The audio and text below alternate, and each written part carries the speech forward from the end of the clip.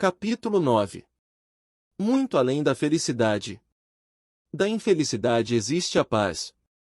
O bem supremo além do bem e do mal. Existe diferença entre felicidade e paz interior? Existe. A felicidade depende de circunstâncias consideradas positivas, ao passo que a paz interior não precisa delas. Há possibilidade de só atrairmos coisas positivas para as nossas vidas? Se a nossa atitude e o nosso pensamento forem sempre positivos, só haverá situações e acontecimentos positivos, não é mesmo? Você pode afirmar, com certeza, o que é positivo e o que é negativo. Já fez o levantamento completo? Muitas pessoas devem ter aprendido bastante com as suas próprias limitações, seus fracassos, suas perdas, suas doenças e sofrimentos.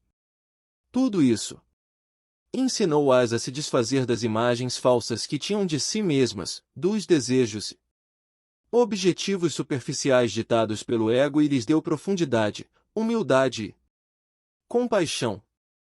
Fez delas pessoas mais reais. Sempre que acontece alguma coisa negativa, há uma lição embutida, embora nem sempre se perceba isso na hora. Uma doença ou um acidente pode mostrar o que há de real ou irreal em uma situação, aquilo que é importante e o que não é. De uma perspectiva mais elevada, as circunstâncias são sempre positivas. Para ser mais preciso, elas não são positivas nem negativas. São do jeito que são. E quando aceitamos as coisas como são, o bem ou o mal deixam de existir em nossas vidas. Só o que existe é um bem supremo, que inclui o mal. Mas, pela perspectiva da mente, existe o bem e o mal, o igual e o diferente, o amor e o ódio. É por isso que no livro do Gênesis está escrito que Adão e Eva não tiveram mais permissão para habitar o paraíso quando comeram da árvore do conhecimento do bem e do mal. Isso me parece negação e ilusão. Quando alguma coisa ruim acontece comigo, ou com alguém chegado a mim, tal como um acidente, uma doença ou a morte, posso até fingir que não é mal, mas permanece o fato de que isso é mal. Por que negar? Você não está fingindo nada. Só está permitindo uma coisa ser como é, apenas isso. Essa permissão para ser nos transporta para além da mente, com os seus padrões de resistência que geram as polaridades positiva e negativa. É um aspecto fundamental do perdão. Perdoar o presente é até mais importante do que perdoar o passado.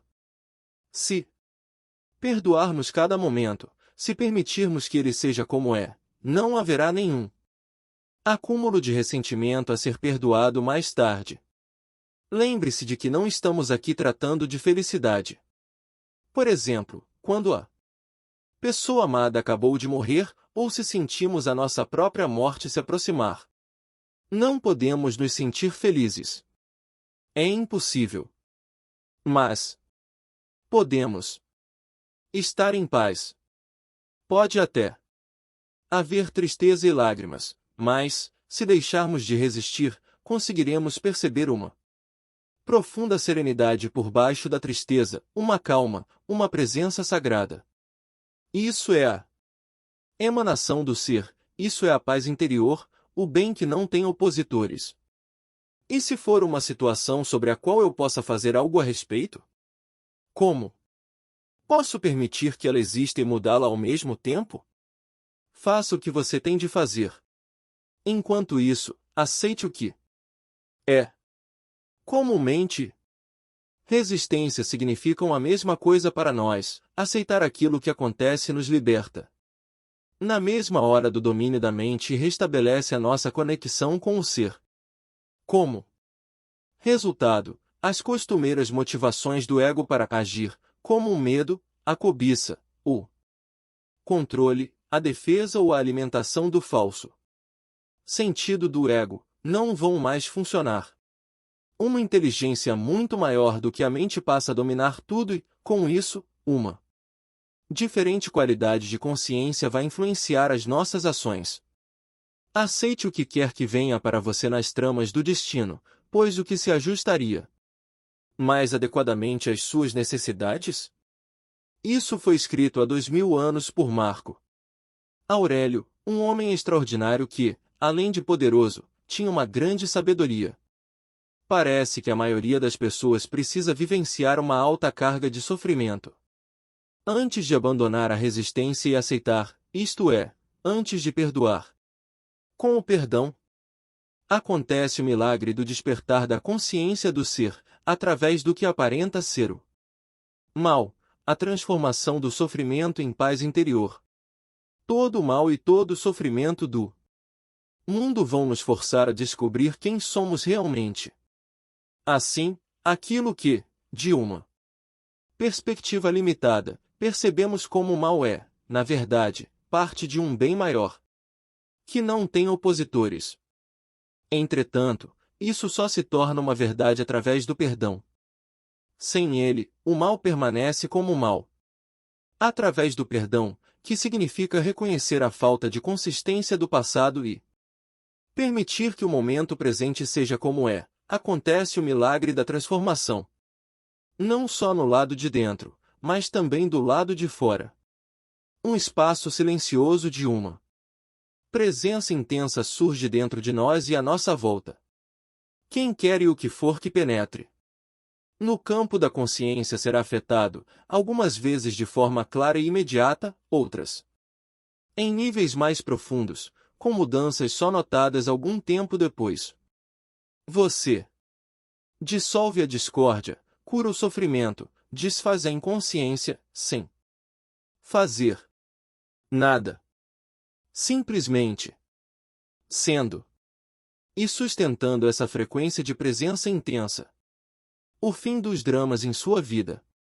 Nesse estado de aceitação e paz interior, pode aparecer alguma coisa na vida para ser chamada de má, da perspectiva da consciência comum? Muitas das assim chamadas coisas más que nos acontecem na vida são devidas à inconsciência.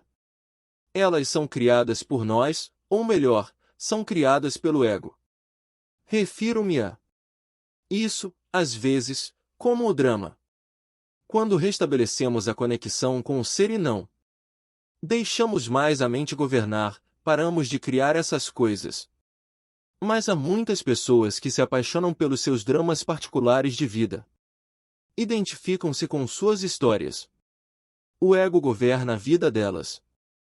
Investiram nele todo o sentido de eu interior. Até mesmo a busca de uma resposta, de uma solução ou de uma cura se torna parte dele. O que mais temem é que seus dramas tenham fim.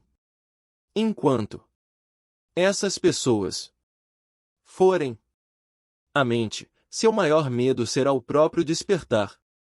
Quando vivemos em uma completa aceitação do que é, todos os dramas da nossa vida chegam ao fim. Ninguém consegue ter a mais leve discussão conosco, não importa quanto tente. Não se pode discutir com alguém completamente consciente. Uma discussão implica identificação com a mente e uma determinada posição mental, tal como resistência e reação às posições da outra pessoa. O resultado é que as polaridades opostas ficam mutuamente energizadas. Esses são os mecanismos da inconsciência. Ainda podemos estabelecer o nosso ponto de vista de modo claro e firme, mas não haverá nenhuma força reagindo ao fundo, nenhuma defesa e nenhuma agressão. Assim, não se criará um drama. Quando estamos completamente conscientes, deixamos de estar em conflito. Ninguém que esteja em unidade consigo mesmo consegue pensar em conflito, diz Acors e Miracles. Um curso em milagres. O livro se refere não só ao conflito com outras pessoas, mas, fundamentalmente, ao conflito dentro de nós, que deixa de existir quando não há mais nenhum desacordo entre As buscas e expectativas da nossa mente é aquilo que é a impermanência e os ciclos da vida. Enquanto permanecermos na dimensão física e em conexão com a psique humana coletiva, o sofrimento, embora raro, ainda pode acontecer. Não devemos confundi-lo com o sofrimento emocional. Todo sofrimento é criado pelo ego e fruto de uma resistência. Além disso, nessa dimensão, ainda nos sujeitamos à natureza cíclica e à lei da impermanência de todas as coisas, mas já não vemos mais o sofrimento como uma coisa má. Ele simplesmente é, ao permitir o existir de todas as coisas, uma dimensão mais profunda, por baixo do jogo dos opostos, se revela para nós como uma presença permanente, uma serenidade plena e estável, uma alegria sem motivo que se situa além do bem e do mal. Essa é a alegria do ser, a paz de Deus. No nível da forma existe nascimento e morte, criação e destruição, crescimento e dissolução de espécies aparentemente independentes. Podemos ver isso em tudo, no ciclo da vida de uma estrela ou de um planeta, em um corpo físico, em uma árvore, em uma flor, na ascensão e queda de nações, de sistemas políticos e de civilizações, e também nos inevitáveis ciclos de lucros e perdas que temos na vida. Existem ciclos de sucesso, como quando as coisas acontecem e dão certo, e ciclos de fracasso, quando elas não vão bem e se desintegram. Você tem de permitir que elas terminem, dando espaço para que coisas novas aconteçam, ou se transformem. Se nos apegamos às situações e oferecemos uma resistência nesse estágio, isso significa que estamos nos recusando a acompanhar o fluxo da vida e que vamos sofrer. Não é verdade que o ciclo ascendente seja bom e o ciclo descendente seja ruim, a não ser no julgamento da mente. O crescimento é, em geral, considerado positivo, mas nada pode crescer para sempre. Se o crescimento nunca tivesse fim, poderia acabar em algo monstruoso e destrutivo. É necessário que as coisas acabem, para que coisas novas aconteçam. O ciclo descendente é absolutamente essencial para a realização espiritual. Você tem de ter falhado gravemente de algum modo, ou passado por alguma perda profunda, ou algum sofrimento, para ser conduzido à dimensão espiritual. Ou talvez o seu sucesso tenha se tornado vazio e sem sentido e se transformado em fracasso. O fracasso está sempre embutido no sucesso, assim como o sucesso está sempre encoberto pelo fracasso. No mundo da forma, todas as pessoas fracassam mais cedo ou mais tarde, e toda conquista acaba em derrota. Todas as formas são impermanentes. Você pode ser ativo e apreciar a criação de novas formas e circunstâncias, mas não deve se identificar com elas. Você não precisa delas para obter um sentido de eu interior. Elas não são a sua vida, pertencem à sua situação de vida. Nossa energia física também está sujeita a ciclos. Não consegue estar sempre no máximo. Teremos momentos de baixa e de alta energia. Em alguns períodos, estaremos altamente ativos e criativos, mas em outros tudo vai parecer estagnado. Teremos a impressão de não estarmos indo a lugar nenhum, nem conseguindo nada. Um ciclo pode durar de algumas horas a alguns anos e dentro dele pode haver ciclos longos ou curtos. Muitas doenças são provocadas pela luta contra os ciclos de baixa energia, que são fundamentais para uma renovação. Enquanto estivermos identificados com a mente, não poderemos evitar a compulsão de fazer coisas e a tendência para extrair o nosso valor de fatores externos, tais como as conquistas que alcançamos. Isso torna difícil ou impossível para nós aceitarmos os ciclos de baixa e permitirmos que eles aconteçam. Assim, a inteligência do organismo pode assumir o controle, como uma medida autoprotetora, e criar uma doença com o objetivo de nos forçar a parar, de modo a permitir que uma necessária renovação possa acontecer. A natureza cíclica do universo está intimamente ligada à impermanência de todas as coisas e situações. Buda fez disso uma parte central de seu ensinamento. Todas as circunstâncias são altamente instáveis e estão em um fluxo constante, ou, como ele colocou, a impermanência é uma característica de cada circunstância, de cada situação com que vamos nos deparar na vida. Elas vão se modificar, desaparecer ou deixar de proporcionar prazer. A impermanência também é um ponto central dos ensinamentos de Jesus. Não acumule tesouros na terra, onde as traças e a ferrugem arruinam tudo, onde os ladrões arrombam as paredes para roubar. Enquanto a mente julgar uma circunstância boa, seja um relacionamento, uma propriedade, um papel social, um lugar ou o nosso corpo físico, ela se apega e se identifica com ela. Isso faz você se sentir bem em relação a si mesmo e pode se tornar parte de quem você é ou pensa que é. Mas nada dura muito nessa dimensão, onde as traças e a ferrugem devoram tudo. Tudo acaba ou se transforma, a mesma condição que era boa no passado, de repente, se torna ruim. A prosperidade de hoje se torna um consumismo vazio de amanhã. O casamento feliz e a lua de mel se transformam no divórcio infeliz ou em uma convivência infeliz. A mente não consegue aceitar quando uma situação a qual ela tenha se apegado muda ou desaparece. Ela vai resistir à mudança. É quase como se um membro estivesse sendo arrancado do seu corpo. Às vezes ouvimos falar de pessoas que cometeram suicídio porque perderam a fortuna ou tiveram sua reputação arruinada. Esses são casos extremos. Outras pessoas, ao sofrer uma grande perda, tornam-se profundamente infelizes ou adoecem. Não conseguem distinguir a vida da situação de vida.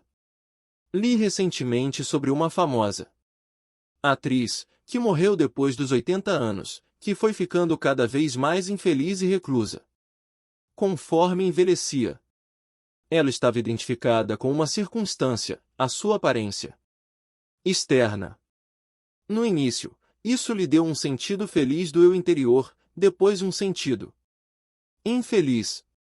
Se tivesse sido capaz de se conectar com a vida interior, que é dissociada da forma e do tempo, ela poderia ter aceitado o desaparecimento da beleza, observando-a de um lugar de serenidade e paz. Além do mais, sua aparência teria se tornado cada vez mais transparente à luz que brilha através da verdadeira natureza, de modo que a beleza externa não teria sumido, mas se transformado em beleza espiritual. Porém, ninguém contou a ela que isso era possível. O tipo de conhecimento mais básico ainda não está ao alcance de todos. Buda ensinou que até mesmo a felicidade pessoal é dukkha, uma palavra da língua Pali que significa sofrimento ou insatisfação. Ela é inseparável do seu oposto, ou seja, a felicidade e a infelicidade são, na verdade, uma coisa só. Somente a ilusão do tempo as separa. Isso não significa negatividade. É simplesmente reconhecer a natureza das coisas, para não viver atrás de uma ilusão pelo resto da vida.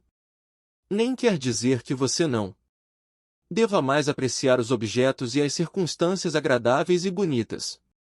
Porém, usá-los para procurar aquilo que não podem dar, uma identidade, um sentido de permanência e satisfação, é uma receita para a frustração e o sofrimento. Toda a indústria da propaganda e a sociedade de consumo entrariam em colapso se as pessoas se tornassem iluminadas e deixassem de tentar encontrar as suas identidades através dos objetos. Quanto mais usarmos esse caminho para encontrar a felicidade, mais estaremos nos iludindo. Nada lá fora vai conseguir nos trazer satisfação, a não ser por um tempo e de modo superficial.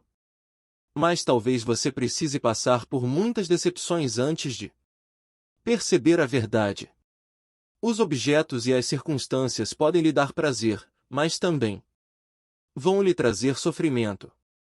Eles podem lhe dar prazer, mas não trazer alegria.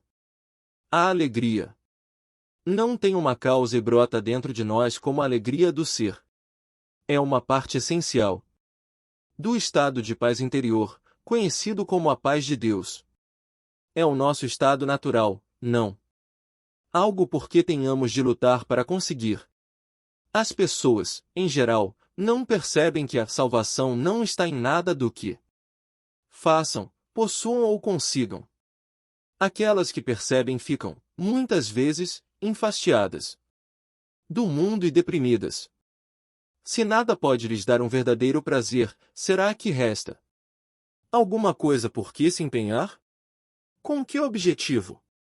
O profeta do Velho Testamento deve ter chegado a essa conclusão quando escreveu: tenho visto tudo o que se faz debaixo do sol e eis que tudo é vaidade e uma luta contra o vento. Quando você chega a esse ponto, está a um passo do desespero e um passo mais longe da iluminação. Uma vez um monge budista me disse: tudo o que aprendi nos 20 anos em que sou monge pode ser resumido em uma frase: tudo que surge, desaparece. Isso eu sei. O que ele quis dizer foi o seguinte: aprendi a não oferecer qualquer resistência ao que é. Aprendi a permitir que o momento presente aconteça e a aceitar a natureza impermanente de todas as coisas e circunstâncias. Foi assim que encontrei a paz. Não oferecer resistência à vida é estar em estado de graça, de descanso e de luz. Esse estado não depende de as coisas serem boas ou ruins. É quase paradoxal, mas como já não existe uma dependência interior quanto à forma, as circunstâncias gerais da sua vida, as formas externas, tendem a melhorar consideravelmente. As coisas, as pessoas ou as circunstâncias que você desejava para sua felicidade vêm agora até você sem qualquer esforço, e você está livre para apreciá-las enquanto durarem. Todas essas coisas naturalmente vão acabar, os ciclos virão e irão, mas com o desaparecimento da dependência não há mais medo de perdas. A vida flui com facilidade. A felicidade que provém de alguma coisa secundária nunca é muito profunda.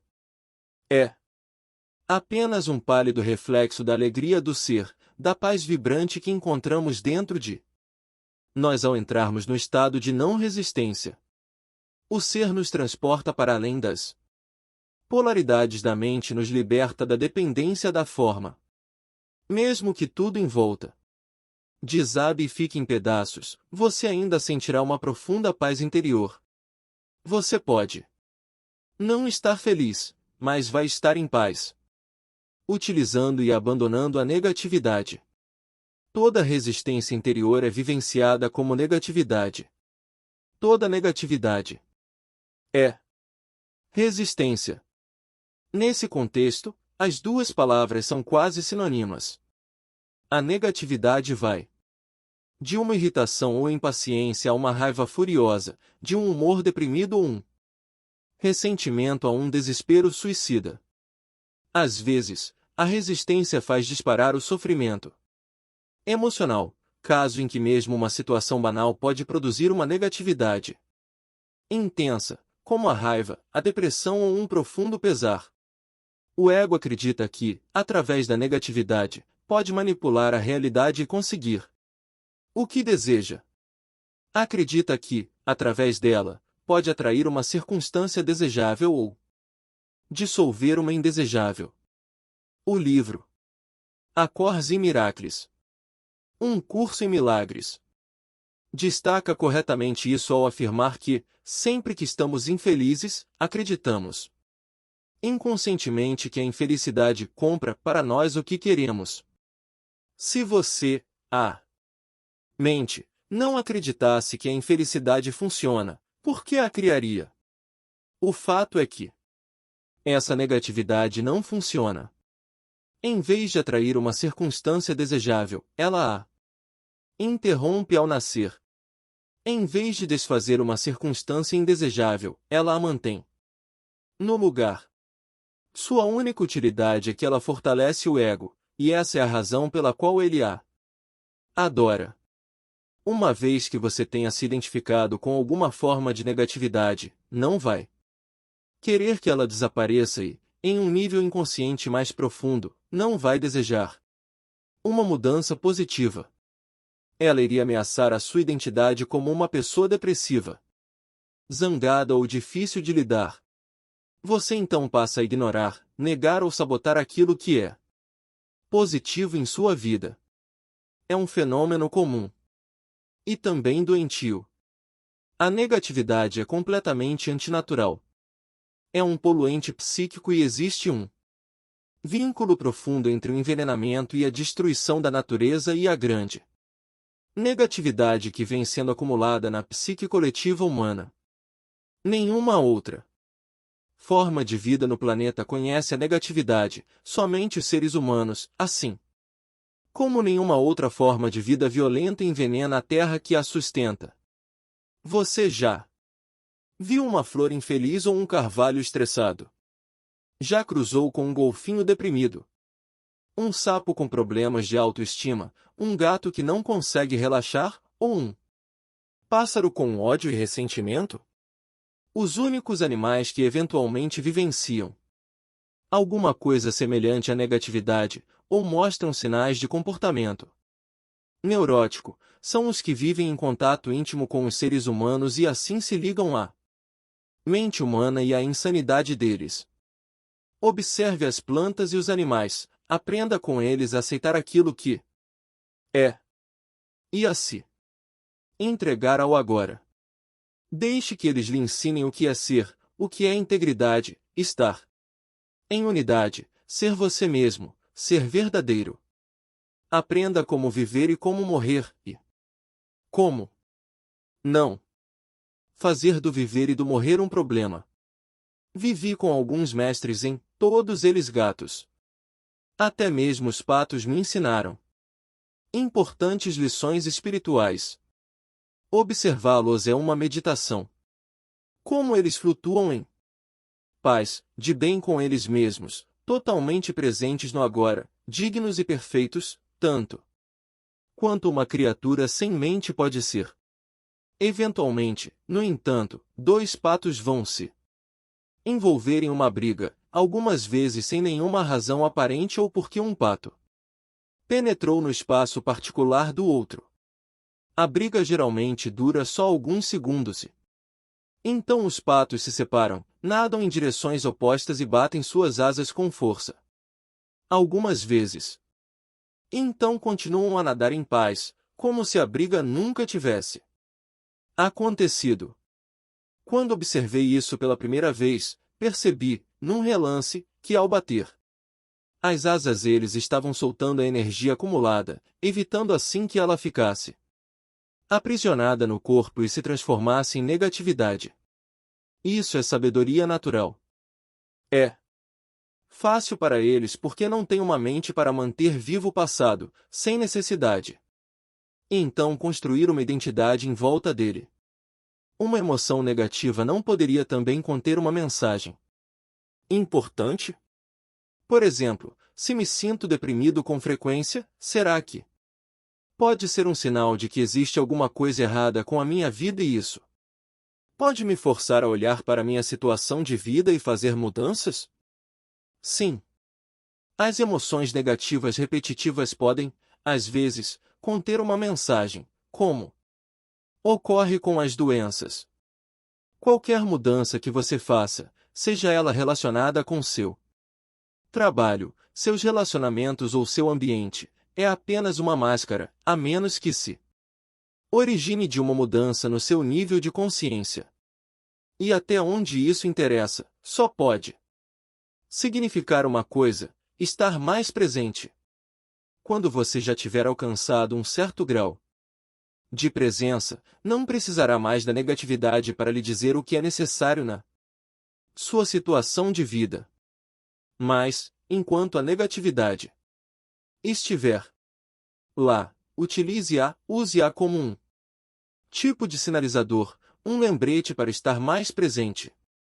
Como impedimos que a negatividade surja e como nos livramos dela, já que está lá? Como já afirmei, você não deixa que ela surja ao estar completamente presente. Não desanime. Ainda são poucas as pessoas no planeta que conseguem manter um estado contínuo de presença, embora algumas já estejam chegando bem perto. Acredito que logo serão muitas. Sempre que perceber alguma forma de negatividade crescendo dentro de você, não olhe para ela como um fracasso, mas sim como um sinal que está lhe dizendo: acorde. Largue a sua mente. Esteja presente. Existe um romance de Aldous Huxley chamado A Ilha, escrito em seus últimos anos de vida, quando ele ficou muito interessado nos ensinamentos espirituais. Conta a história de um homem que naufragou perto de uma ilha isolada do resto do mundo. Essa ilha era habitada por uma civilização especial. A coisa estranha sobre ela é que seus habitantes, diferentemente do resto do mundo, eram sadios, de verdade. A primeira coisa que o náufrago percebe são os papagaios multicoloridos empoleirados nas árvores, que davam a impressão de estar repetindo as palavras atenção. Aqui e agora. Atenção. Aqui e agora. Adiante, descobrimos que os habitantes da ilha ensinaram essas palavras aos papagaios para que fossem sempre lembrados de ficar presentes. Portanto, toda vez que sentir a negatividade crescer dentro de você, causada ou não por um fator externo, um pensamento ou mesmo nada em particular, olhe para ela como se fosse uma voz dizendo atenção. Aqui e agora. Acorde. Até mesmo a mais leve irritação é significativa e precisa ser conhecida e observada. Do contrário, haverá um aumento cumulativo de reações não observadas. Como afirmei anteriormente, você pode descartá-la assim que perceber que não quer ter esse campo de energia no seu interior e que ele não tem nenhum objetivo. Mas certifique-se de que você se livrou completamente dela. Se não conseguir, simplesmente aceite que ela está ali e concentre a sua atenção em senti-la. Uma alternativa para descartar uma reação negativa é fazê-la desaparecer ao imaginar a si mesmo se tornando transparente para a causa externa da reação. Recomendo que você pratique primeiro com as coisas do dia a dia. Vamos dizer que você esteja em casa. De repente, vindo da rua, começa a soar um alarme insistente de carro. Surge uma irritação. Qual é o objetivo dessa irritação? Nenhum, até aqui. Por que você a criou? Você não a criou. Quem a criou foi a mente. Ela teve uma reação totalmente automática, totalmente inconsciente. Por que a mente a criou? Porque ela sustenta a crença inconsciente de que a resistência dela, que você absorve como alguma forma de negatividade ou infelicidade, vai dissolver a condição indesejada. Isso, naturalmente, é uma ilusão. A resistência que ela cria, nesse caso, a irritação ou raiva, é muito mais desagradável do que a causa original que ela está tentando desfazer. Tudo isso pode ser transformado em prática espiritual sinta-se ficando transparente, sem a solidez de um corpo material. Agora, permita que o barulho, ou o que estiver causando a emoção negativa, passe através de você. Ele não está mais golpeando uma parede sólida dentro de você. Como disse, pratique primeiro com as coisas simples. O alarme do carro, o choro de uma criança, o barulho do tráfego. Em vez de ter uma Parede de resistência dentro de você, que é atingida de modo constante e doloroso pelas coisas que não deveriam estar acontecendo. Deixe que tudo passe através de você. Alguém diz alguma coisa grosseira para ferir você. Em vez de desencadear uma reação inconsciente à negatividade, como uma agressão, uma defesa ou um retraimento, você deixa isso passar através de você. Não ofereça resistência. É como se não existisse mais ninguém ali para ser machucado. Isso é perdão. Nesse sentido, você se torna invulnerável. Pode dizer a essa pessoa que o comportamento dela é inaceitável, se você escolher fazer isso. Mas essa pessoa já não tem mais o poder de controlar o seu estado interior. Você passa a estar em seu próprio poder, não mais em poder de alguém, nem sob o governo da mente. Seja um alarme de carro, uma pessoa grosseira, uma inundação, um terremoto, ou a perda de todos os seus bens, o mecanismo de resistência é o mesmo. Pratico meditação, frequento seminários, leio muito sobre espiritualidade, em busca de um estado de não resistência. Mas, se você me perguntar se encontrei a verdadeira paz interior, minha resposta teria que ser não. Por que não a encontrei? O que mais posso fazer? Você ainda está procurando lá fora e não consegue escapar do modo de busca. Talvez o próximo seminário lhe traga a resposta, talvez aquela nova técnica. Diria a você, não busque a paz. Não busque nenhum outro estado além daquele em que você está agora, do contrário, vai criar um conflito interno e uma resistência inconsciente. Perdoe a si mesmo por não estar em paz. No momento em que você aceitar completamente a sua intranquilidade, ela se transformará em paz. Qualquer coisa que você aceite completamente vai lhe levar até lá, vai levar você até a paz. Esse é o milagre da entrega. Você já deve ter ouvido a frase "dê a outra face", que um grande mestre da iluminação empregou há 2000 anos.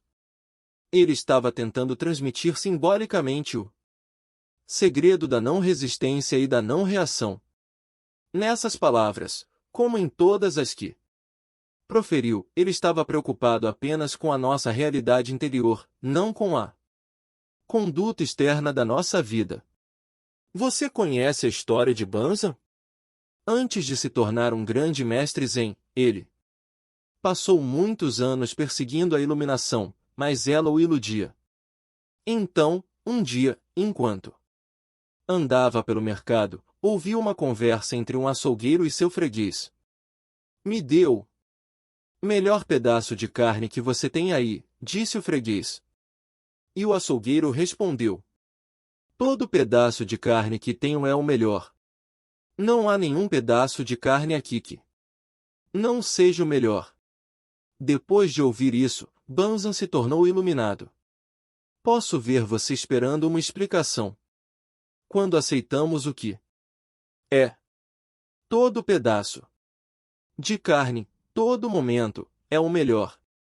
Isso é iluminação. A natureza da compaixão. Tendo ultrapassado as fronteiras construídas pela mente, você passa a ser como um lago profundo. Sua situação de vida e o que acontece no mundo exterior são a superfície do lago, às vezes calmo, às vezes cheio de ondas por causa do vento, conforme os períodos e as estações. Lá no fundo, porém, o lago é sempre sereno. Você é esse lago por inteiro, não apenas a superfície, e está em contato com a sua própria profundidade, que permanece absolutamente serena.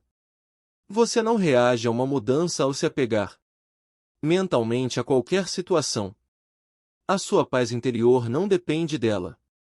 Você se fixa no ser imutável, eterno, imortal, e não é mais dependente da satisfação ou da felicidade do mundo exterior, das formas constantemente flutuantes Você pode desfrutá-las, brincar com elas, criar novas formas, apreciar a beleza de todas.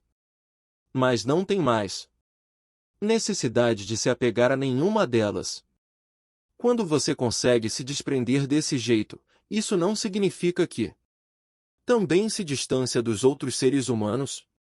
Pelo contrário, enquanto você não está consciente do ser, a realidade dos outros seres humanos vai causar uma ilusão, porque você ainda não encontrou a sua realidade.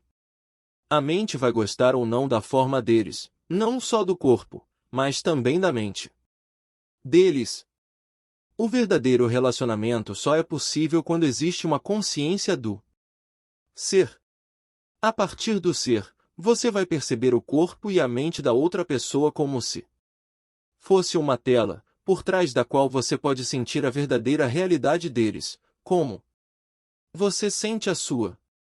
Assim, ao se confrontar com o sofrimento de outra pessoa ou com um comportamento inconsciente, você fica presente e em contato com o ser e, desse modo, é capaz de olhar além da forma e sentir o ser radiante e puro da outra pessoa. No nível do ser, todo sofrimento é visto como uma ilusão, uma consequência da identificação com a forma. Milagres de cura às vezes acontecem através dessa descoberta, através do despertar da consciência do ser nos outros, se estiverem prontos. Isso é compaixão? Sim. A compaixão é a consciência de uma forte ligação entre você e todas as criaturas. Mas existem dois lados da compaixão, dois lados dessa ligação. De um lado, como ainda estamos aqui como um corpo físico, partilhamos a vulnerabilidade e a mortalidade da nossa forma física com todos os outros seres humanos e todos os seres vivos. Na próxima vez que disser não tenho nada em comum com essa pessoa, lembre-se de que você tem muitas coisas em comum. Daqui a alguns anos, 2 ou 70. Não faz muita diferença, os dois terão corpos apodrecidos, depois serão pó, depois nada restará. Isso é uma percepção humilde e sensata que não deixa muito espaço para o orgulho. Isso é um pensamento negativo? Não, apenas um fato. Por que fechar os olhos para ela? Nesse sentido, há uma completa igualdade entre você e todas as outras criaturas. Uma das mais poderosas práticas espirituais é meditar profundamente sobre a mortalidade das formas físicas, inclusive a sua. Isso se chama morrer antes que você morra. Vá fundo nisso. A sua forma física está se dissolvendo, é nada.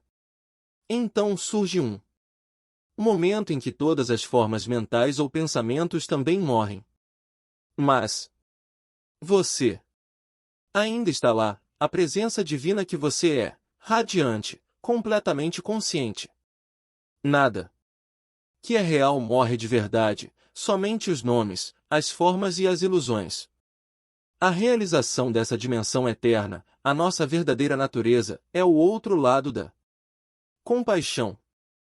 Em um nível mais profundo, podemos reconhecer agora não só a nossa própria imortalidade, mas também a de todas as outras criaturas. No nível da forma, partilhamos a mortalidade e a precariedade da existência. No nível do ser, partilhamos a vida eterna e radiante. Esses são dois aspectos da compaixão. Na compaixão, os sentimentos de tristeza e de alegria, aparentemente opostos, se fundem em um só e se transformam em uma profunda paz interior. Isso é a paz de Deus. É um dos mais nobres sentimentos de que os homens são capazes e possuem um grande poder de cura e transformação. Mas a verdadeira compaixão, como acabei de descrever, ainda é rara. Ter uma profunda empatia pelo sofrimento de um outro ser exige um alto nível de consciência, mas representa apenas um lado da compaixão. A verdadeira compaixão vai além da empatia ou da simpatia. Não acontece até que a tristeza se misture com a Alegria, a alegria do ser além da forma, a alegria da vida eterna. Em direção a uma ordem de realidade diferente. Não concordo que o corpo precise morrer. Estou convencido de que podemos obter a imortalidade física. Acreditamos na morte e é por isso que o corpo morre. O corpo não morre porque acreditamos na morte. O corpo existe, ou assim parece, porque acreditamos na morte. O corpo e a morte são partes da mesma ilusão, criada pelo modo egoico de consciência, que não tem percepção da fonte da vida e vê a si mesmo como uma coisa separada e sob constante ameaça. Assim, ele cria a ilusão de que somos um corpo, um veículo físico e sólido, que está sob constante ameaça. A ilusão está em percebermos a nós mesmos como um corpo vulnerável, que nasce e pouco depois morre. Corpo e morte, uma ilusão.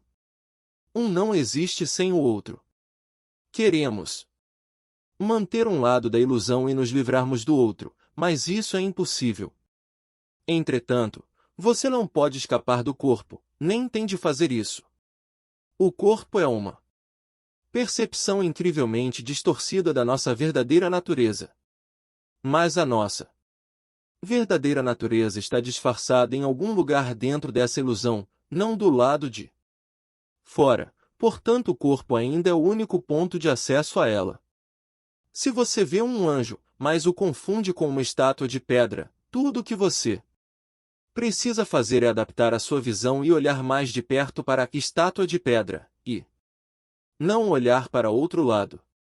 Você então percebe que aquilo nunca foi uma estátua de pedra.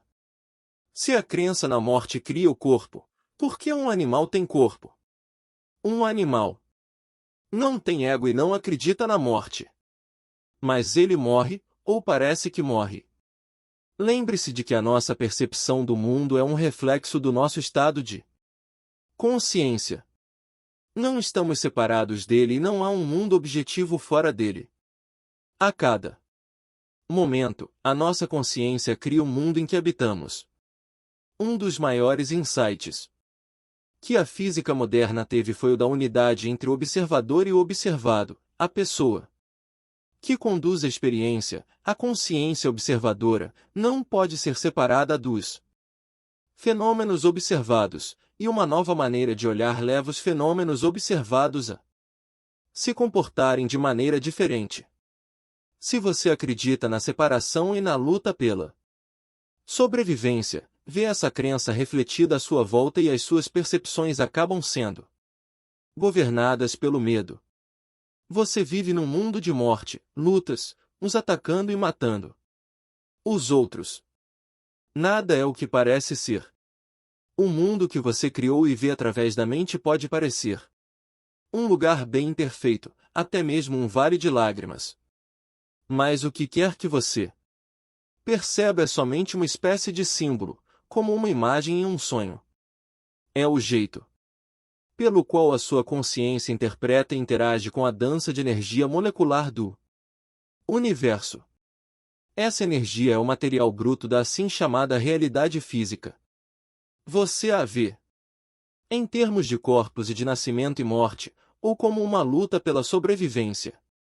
Existe um número infinito de interpretações diferentes, de mundos completamente diferentes, tudo dependendo do que a consciência percebe.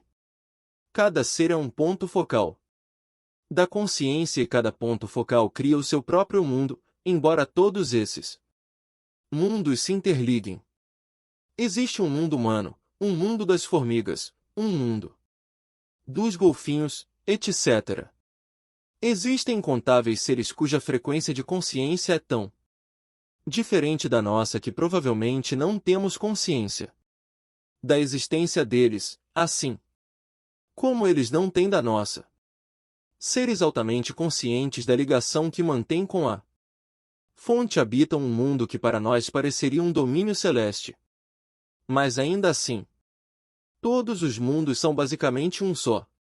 No momento em que a consciência humana coletiva tiver se transformado, a natureza e o reino animal irão refletir essa transformação. Aqui está a afirmação da Bíblia de que no futuro o leão vai se deitar ao lado da ovelha. Isso aponta para a possibilidade de um ordenamento da realidade completamente diferente. O mundo tal qual se apresenta para nós é em grande parte um reflexo da mente, sendo o medo uma consequência inevitável da ilusão criada pelo ego. É um mundo dominado pelo medo. Assim como as imagens em um sonho são símbolos dos estados interiores dos sentimentos, a nossa realidade coletiva é uma expressão simbólica do medo e das pesadas camadas de negatividade até agora acumuladas na psique coletiva humana. Não estamos separados do nosso mundo, então, quando a maioria dos humanos se tornar livre da ilusão egoica, essa mudança interior vai afetar toda a criação. Vamos, literalmente, viver em um novo mundo. É uma mudança na consciência do planeta. Ó, estranho ensinamento budista de que toda árvore e toda folha de grama irão finalmente se tornar iluminadas aponta para a mesma verdade. De acordo com São Paulo, toda a criação está à espera de que os homens obtenham a iluminação. É assim que interpreto suas palavras. A criação aguarda, com impaciência, a revelação dos filhos de Deus. São Paulo diz que todo o universo vai se redimir através disso. Ao escrever, sabemos, com efeito, que a criação inteira geme, ainda agora, com as dores do parto. O que está nascendo é uma nova consciência, como um reflexo inevitável, um novo mundo. Isso também está relatado no livro das Revelações do Novo Testamento. Vi, então, um novo céu e uma nova terra, porque o primeiro céu e a primeira terra desapareceram. Mas não confunda causa e efeito. Nossa primeira tarefa não é buscar a salvação através da criação de um mundo melhor, mas sim despertar da nossa identificação com a forma. Não estamos mais presos a este mundo, a este nível de realidade. Podemos sentir nossas raízes no não manifesto e assim estamos livres do apego ao mundo manifesto. Ainda podemos desfrutar os prazeres passageiros deste mundo, mas não somos mais escravos dessas experiências, não estamos mais em busca de satisfação através de uma gratificação psicológica, através da alimentação do ego. Não temos mais medo de perder alguma coisa, portanto não precisamos nos apegar a este mundo.